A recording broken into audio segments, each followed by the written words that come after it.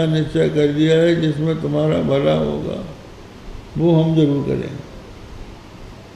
तो भगवान ने अपना पूरा शरीर नीचे का तो अपना दे दिया और मुंह बंदर का दे दिया। अब अपना मुंह तो आदमी देख नहीं सकता था, तो हम तो विष्णु के समान सुंदर हो गए, हाथ पैर सब बढ़िया।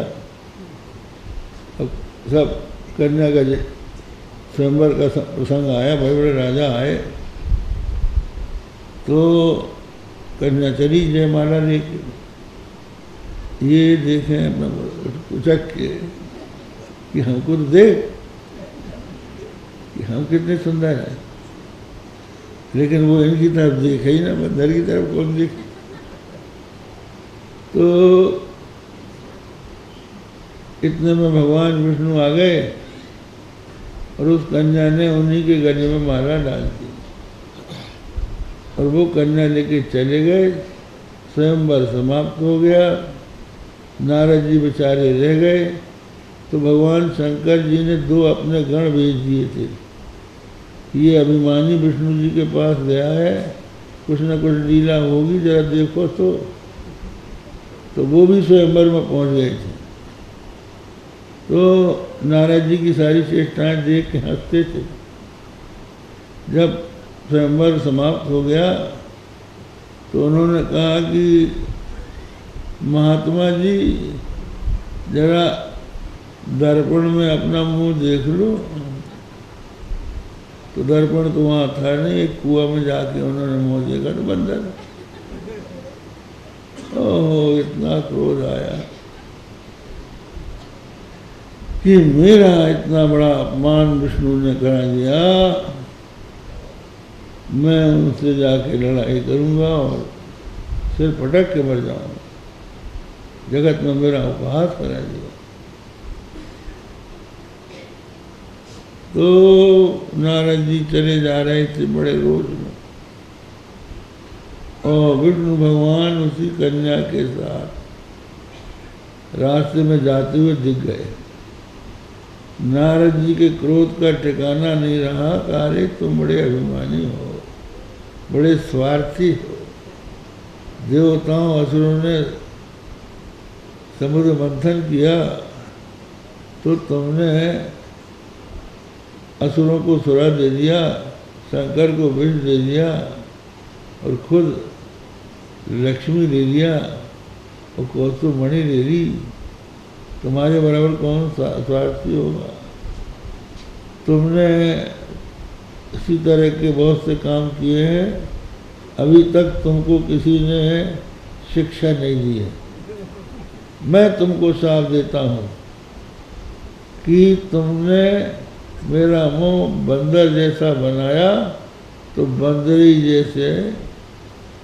तुम्हारी सहायता करेंगे, और आपने मेरे विवाह में बाधा डाली है तो आप भी नारी के बारे में दुखी हो।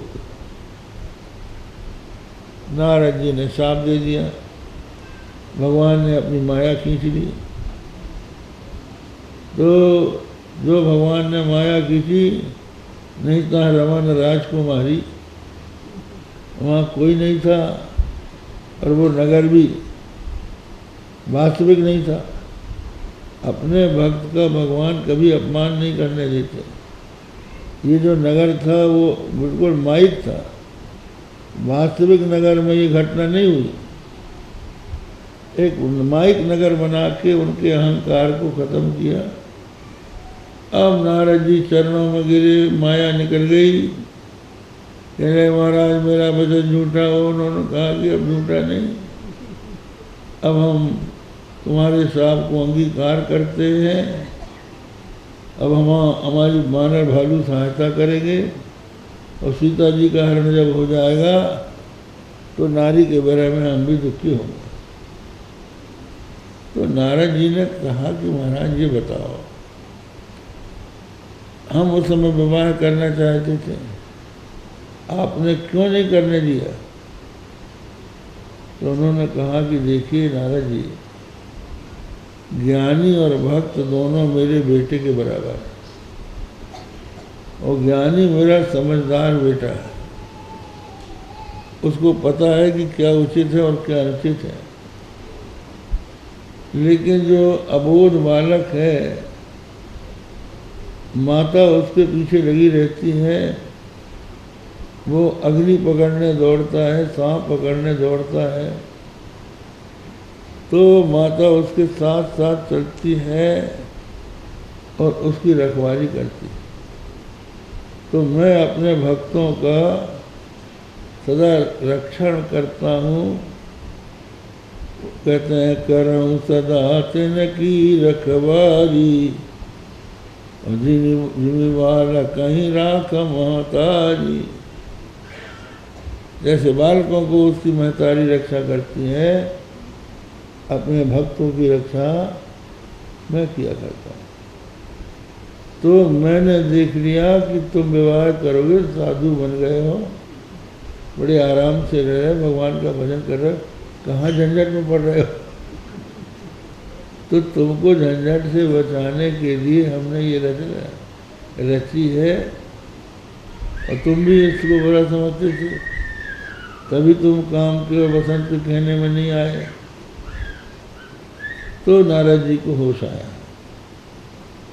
तो अभिप्राय इसका ये निकला कि जो भगवान के भक्त होते हैं, तथा नते माधवतावका क्वचित भ्रशंति मार्गा तई भद्र सौहृदा। आपके प्रति सौहार्द स्थापित कर लेने के कारण वो लोग मार्ग से भ्रष्ट नहीं होते, और आपके द्वारा रक्षित होने के कारण निर्भय विचरण करते हैं। विघ्न करने वालों के माथे पे चरण रख के चलते हैं, और उनका बिगाड़ नहीं सकता। इसलिए भगवान आपकी भक्ति ही श्रेयस्करी है। अभिमान नहीं करना चाहिए। आपका जो ये अवतार है, अगर ये न होता, सत्वं न चेद्धातरिदं निजं भवेत्, विज्ञानम अज्ञान भिदापमार्जनम। अगर आपका ये विशुद्ध सत्वमय श्री विग्रह न होता, आपका अवतार न होता, तो अज्ञान भिद विज्ञानम मार्जनम आप, अज्ञान का भेदन करने वाला विज्ञान समाप्त हो जाता। कौन विज्ञान देता? भगवान श्री कृष्ण अगर न होते तो अर्जुन को कौन ज्ञान देता? भगवान श्री कृष्ण ने अर्जुन के शोक मोह को अपने ज्ञान से दूर कर दिया, और आज तक दे रहे हैं। तो आपका यदि अवतार न होता, तो इस प्रकार ज्ञान का उपदेश देने वाला कौन था जो करता? उस हालत में आपका केवल अनुमान होता। कहते हैं उस समय तो केवल आपको लोग अनुमान से जानते कि जो संघात है वो परार्थ होता है। संघातस्य परार्थत्वात्, जो वस्तु कई वस्तुओं से मिलकर बनती है, वह अपने लिए न होकर अपने से किसी अन्य के लिए होती है। जैसे पलंग में पाए होते हैं, पटिया होती है, निवार होती है, गद्दा और तकिया होता है, तो ये सब मिलके सैया बनती। तो सैया अपने लिए न होके सोने वाले के लिए होती। ऐसे मकान, कई चीज़ों से मिलके मकान बनता है, तो मकान अपने लिए नहीं बनता है, रहने वाले के लिए बनता है। इसी तरह से ये शरीर, इंद्रिय, प्राण, मन और बुद्धि का जो संघात है, ये अपने लिए न होकर किसी दूसरे के लिए, वो है जो आँख से देखता है, कान से सुनता है, नाक से सूंघता है, जीभ से स्वाद लेता है, त्वक से छूता है, मन से संकल्प विकल्प करता है, वो इनसे भिन्न है ये। और दूसरा ये अंतःकरण मन, अंतःकरण बुद्धि, मन और इंद्रियां जड़ है। इनमें प्रकाशन की शक्ति जिस चैतन्य से आती है, जो शुद्ध ज्ञान स्वरूप चैतन्य है, उसका आभास बुद्धि पर पड़ता है, बुद्धि का आभास मन पर पड़ता है, मन का आभास इंद्रियों पर पड़ता है, तब विषयों को वो जानती है। तो जिसके प्रकाश से ये प्रकाशित होकर ये संसार का अनुभव कर रहे हैं इंद्रियाँ, वो कोई नित्य शुद्ध नित्य सिद्ध चैतन्य है। इस तरह से नित्य सिद्ध चैतन्य का आत्मा का केवल अनुमान होता, साक्षात्कार न होता। गुण प्रकाशे जन्मीयते भवान प्रकाशते यस्य चयेन वा गुणै। तो इंद्रियों के द्वारा विषयों के प्रकाश से अनुमित होगा, और जिसके लिए इनका प्रकाश है उससे अनुमित होगा। और साक्षात्कार के बिना अज्ञान की निवृत्ति होगी नहीं। दिशा का भ्रम, पूर्व दिशा कौन सी है, ये दिग्भ्रम कहलाता है। तो दिग्भ्रम जो है वो प्रत्यक्ष होता है, तो उसके प्रत्यक्ष का नाश माने उसका अज्ञान जो है कि कौन सी दिशा पूर्व है, कोई इसको समझता, कोई उसको समझता है। ये जब सूर्योदय देख लेता है कोई, तो निश्चय होता है कि पूर्व ये है। इसी तरह से जब भगवान के स्वरूप का साक्षात्कार हो जाता है तो अज्ञान का नाश होता है। केवल अनुमान से थोड़ी नाश हो जाएगा। परोक्ष ज्ञान से अज्ञान का नाश नहीं होता, अपरोक्ष ज्ञान से होता है। तो अपरोक्ष ज्ञान तभी होगा जब आपका सगुण साकार स्वरूप होगा, और सगुण साकार स्वरूप से आप लीलाएं करेंगे। आपकी लीलाओं के चरित्रों के श्रवण से, वर्णन से भक्तों के हृदय में आपके प्रति प्रेम बढ़ेगा, तो वो आपका ध्यान करेंगे।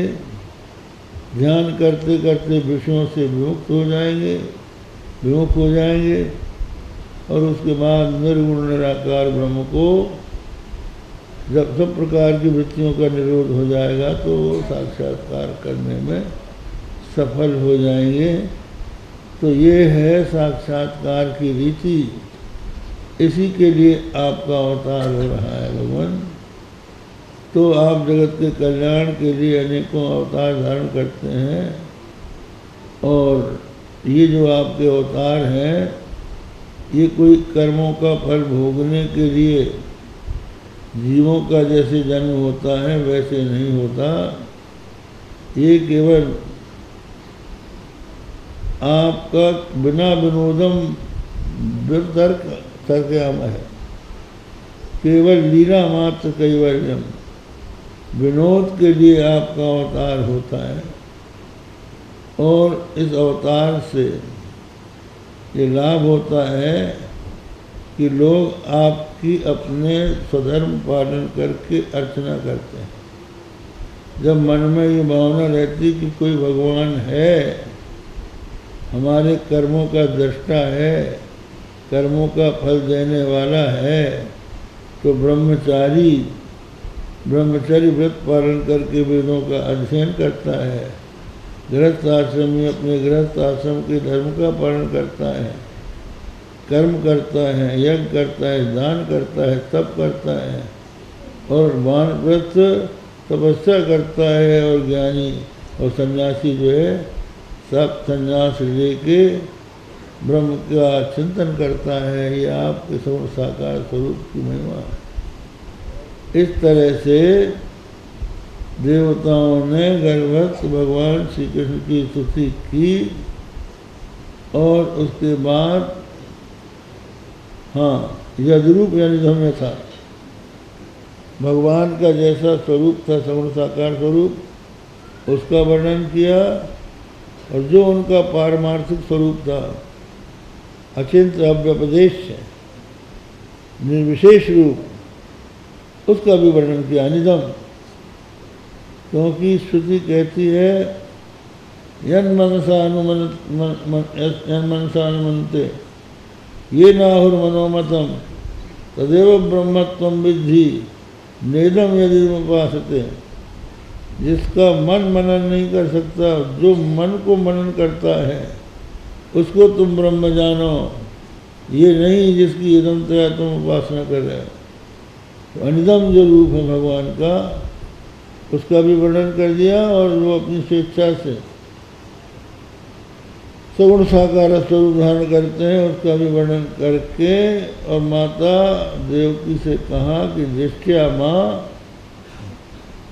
तुम बड़ी भाग्यशालिनी हो कि भगवान जगदीश्वर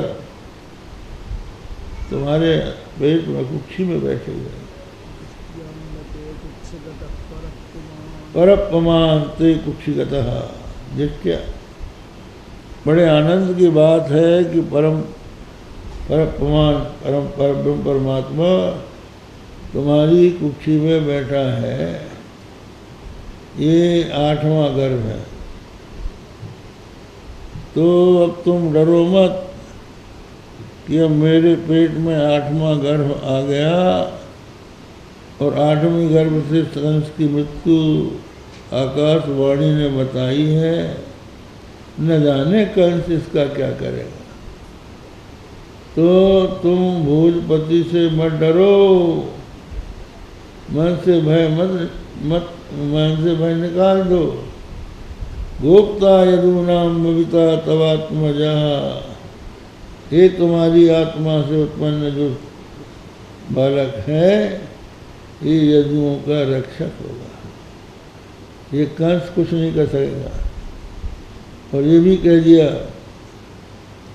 गोप्ता यदूनाम भविता, हाँ,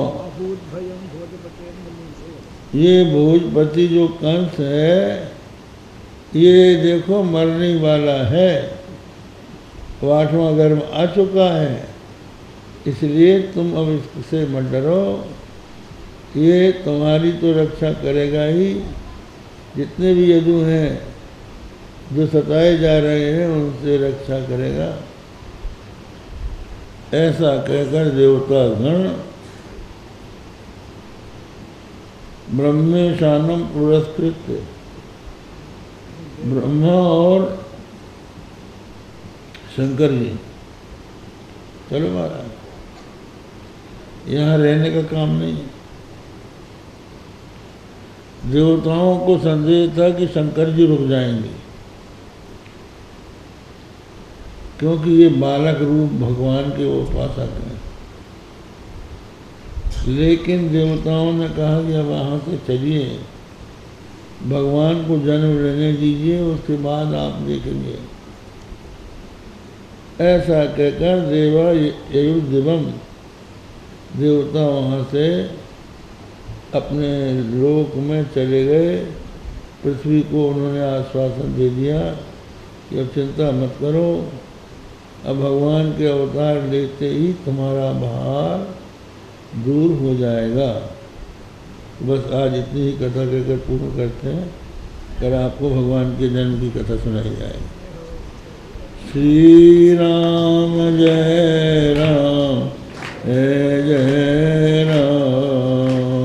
श्री राम जय राम जय जय राम। श्री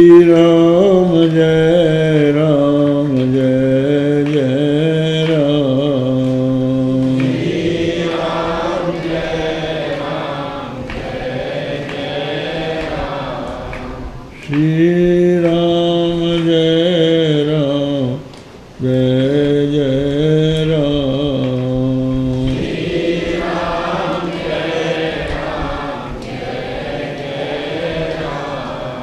प्यारे जरा तो मन में विचारो,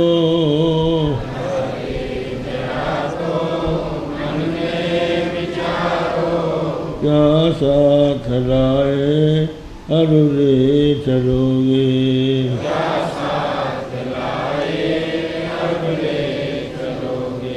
जाता सदा साथ यही पुकारो,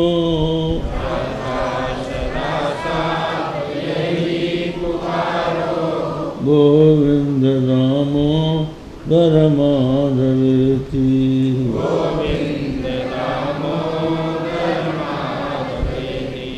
गोविंद नामो दर माधवेति,